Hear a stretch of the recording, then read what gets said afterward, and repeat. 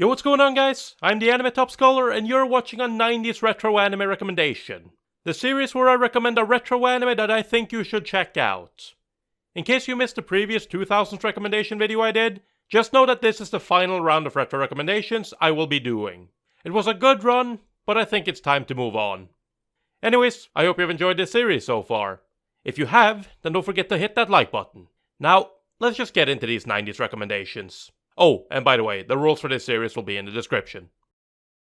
Up first, we have the popular pick, and that is the 25-episode dark fantasy series from 1997 called Berserk. Based on the well-beloved manga series of the same name, written by Kentaro Miura, this anime adaptation was produced by Studio OLM and directed by Naohito Takahashi. The synopsis goes something like this. Born from the corpse of his mother, a young mercenary known only as Guts embraces the battlefield as his only means of survival. Day in and day out, putting his life on the line just to make enough to get by, he moves from one bloodshed to the next. After a run-in with the Band of the Hawk, a formidable troop of mercenaries, Guts is recruited by their charismatic leader, Griffith, nicknamed the White Hawk. As he quickly climbed the ranks in order to become the head of the offensive faction, Guts proves to be a mighty addition to Griffith's forces, taking Midland by storm. However, while the band's quest for recognition continues, Guts slowly realizes that the world is not as black and white as he once assumed. Set in the medieval era, Berserk is a dark, gritty tale that follows one man's struggle to find his own path, while supporting another's lust for power, and the unimaginable tragedy that begins to turn the wheels of fate. Alright, so if you're a fan of 90s anime, you have definitely heard of Berserk. This 90s adaptation was the first attempt at adapting one of the most highly rated manga in Japan, and is still by most considered the best attempt at it. Sadly, just like the other adaptations that came later, this one also has a lot of issues with production. The animation is very weak, and the backgrounds and character designs are very bland. However, it's not as jarring as the 2016 CG adaptation that totally never happened. But production issues aside, the story that is presented in this 1997 adaptation is quite good. It can be a bit slow at times, but it never becomes boring. Though the story does feel very backloaded, cause once the show starts nearing the end, all hell breaks loose. This show is gritty and dark. There are scenes of murder and rape. It really doesn't shy away from the horrible acts of both humans and demons. But despite all the horrific imagery, it never feels exploitative, as the story around it is so well written and justifies why these scenes needs to be in there quite well. Honestly, in my opinion, the original Berserk anime is the best adaptation we have so far. It's not amazing, but it is good. If you can't handle dark and graphic scenes, then you probably shouldn't watch Berserk. But if that stuff doesn't bother you, then you should absolutely give this show a chance. Up next, we have the less popular pick, and that is the 39-episode shoujo fantasy series called Revolutionary Girl Utena. This series was produced by Studio JC staff and directed by the man himself, Kunihiko Ikuhara. The synopsis goes something like this. After meeting a traveling prince who consoled her after the deaths of her parents, Utena Tenjo vowed to become a prince herself.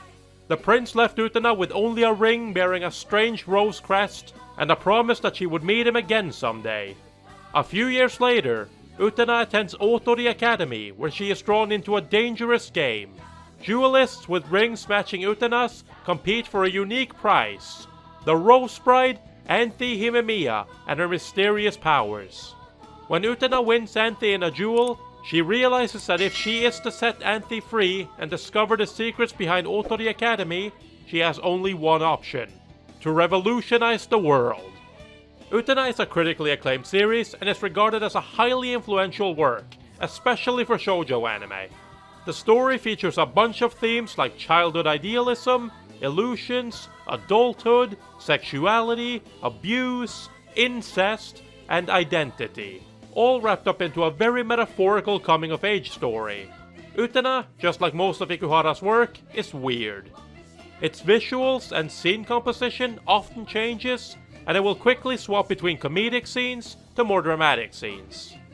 It is honestly a very interesting story to watch, though for people who aren't used to Ikuhara's weird storytelling and use of repetition, it can be a bit hit or miss with certain people.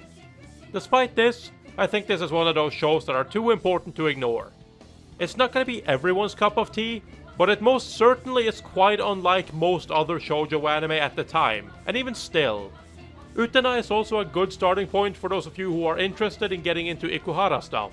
Still quite out there, but not as much as, let's say, Sara-sanmai. Last but not least, we have the obscure pick, and that is the 13-episode sci-fi music series from 1999 called Legend of Black Heaven. This is an anime original that was produced by Studio AIC and APPP, and the show was directed by Yasuhito Kikuchi. The synopsis goes something like this.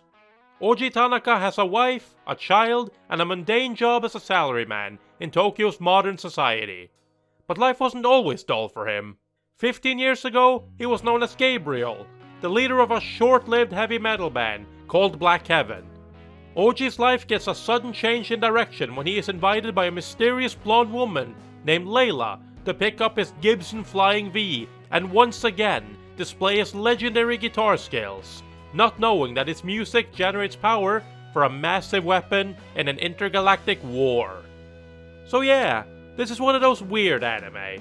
It's basically a story of a bored salaryman who uses the power of heavy metal to stop an intergalactic war. If that doesn't sound interesting to you, then I don't know what will.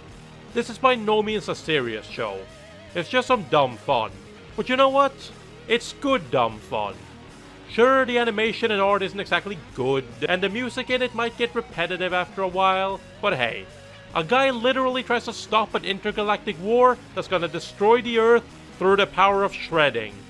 That's like every metalhead's dream. So yeah, this show is just dumb fun, but I still think it's worth watching, just for the novelty of it.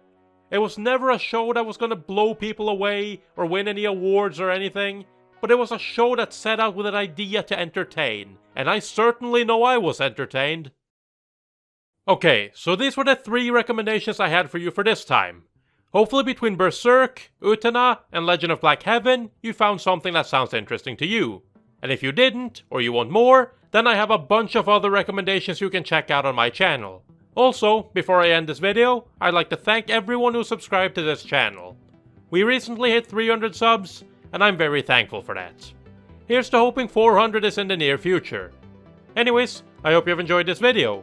If you did, don't forget to leave a like, comment, and subscribe for more anime related content from the Anime Top Scholar. Peace!